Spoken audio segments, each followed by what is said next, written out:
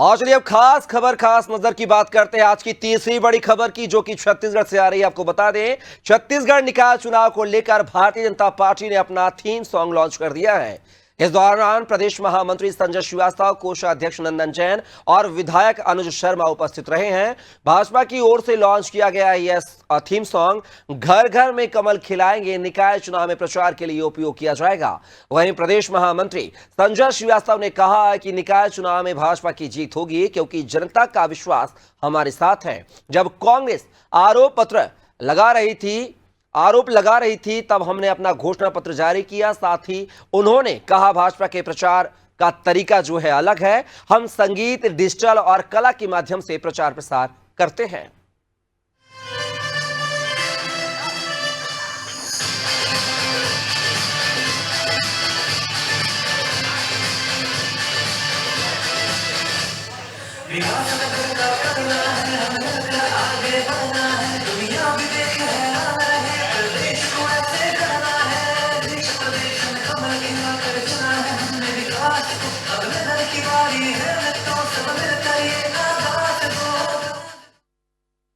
तो देखा आपने, जो है बीजेपी का थीम सॉन्ग लॉन्च हो चुका है निकाय चुनाव को लेकर। और इस खबर पर ज्यादा जानकारी के साथ हमारे सहयोगी जो है रायपुर से लाइव कुलभूषण सिंह जुड़ गया हमारे साथ। कुलभूषण, बात की जाए, भाजपा ने निकाय चुनाव को लेकर अपना थीम सॉन्ग लॉन्च कर दिया है। ये थीम सॉन्ग जो है बीजेपी की निकाय चुनाव में कितनी नैया पार लगाने में कारगर साबित होगा?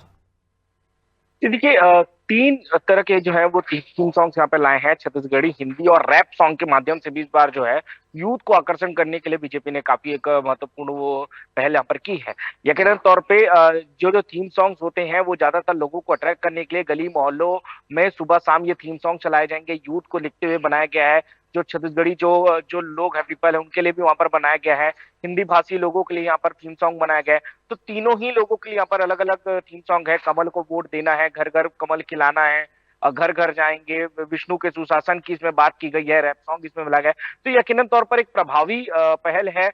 आज प्रदेश महामंत्री संजय श्रीवास्तव ने, आज जैसा कि आज बताया भी, थीम सॉन्ग जब उन्होंने लॉन्च कर रहा था उन्होंने कहा भी था कि ये नींव का पत्थर होगा। ये थीम सॉन्ग जो होगा वो हर घर में, हर घर के हर बच्चे बूढ़े सभी के लिए थीम सॉन्ग है और हर किसी के दिल जुमा पे ये थीम सॉन्ग होगा। इसके माध्यम से वो भाजपा के अब तक के कार्यों को भी बता रहे हैं, साथ ही साथ आने वाली योजनाओं को भी बता रहे हैं। और उनके मनों में जिस तरह से कमल खिलाना है, जो जज्बा है कमल के प्रति, वो डालने का जो प्रयास है वो हम पूरी तरह से करेंगे। तो एक अच्छी पहल है और एक बड़ा मजबूत कदम इस तरह से देखा जा सकता है। आने वाले चुनाव से पहले एक मजबूत कदम है और यकीनन तौर पे एक नींव का पत्थर हो सकता है ये साबित हो कि उनकी बड़ी जो ताकत है, जो बड़ी मजबूती जो है चुनाव के दौरान इसमें मिल सकती है। जी कुलभूषण, बात की जाए, बीजेपी कोई भी चुनाव को हल्के में नहीं लेती है। और ऐसे में जब ये नगर निगम और नगर पालिकाओं में कांग्रेस का कब्जा ज्यादा हो पिछले 15 सालों से, ऐसे में बीजेपी जो है इस बार भी कोई कोरी कसर नहीं छोड़ना चाहती। और चूंकि प्रतिष्ठा का सवाल भी है, डबल इंजन की सरकार, और ऐसे में निकाय चुनाव में अगर बीजेपी को पीछे रहती है तो बड़ा जो है सवाल कहीं ना कहीं खड़ा होगा सीएम पर और भाजपा पर। ऐसे में अब कांग्रेस का क्या कुछ हथकंडा नजर आ रहा है बीजेपी के पलटवार को लेकर? देखिए, अब पहले ही जिस तरह से घोषणा पत्र को लेकर पहले उन्होंने एक यहाँ पर बवाल किया था, क्योंकि पहले जब कांग्रेस ने आरोप पत्र लाया था, बदले में इन्होंने विश्वास पत्र लाया, फिर दोनों ने घोषणा पत्र लिया है। अब थीम सॉन्ग जो है वो बीजेपी पहले लेकर आई है। बीजेपी के लिए यकीनन तौर पर एक बड़ा चुनौती है, क्योंकि पिछले 15 सालों से लगातार जो है कांग्रेस यहाँ पर अपना जीत का दबदबा यहाँ पर रही है। नगरीय निकाय क्षेत्रों में कांग्रेस का एक बड़ा दबदबा यहाँ पर देखने को मिला है। पिछले 15 सालों से किसी भी नगरीय निकाय चुनाव में बीजेपी अब तक नहीं जीत पाई है।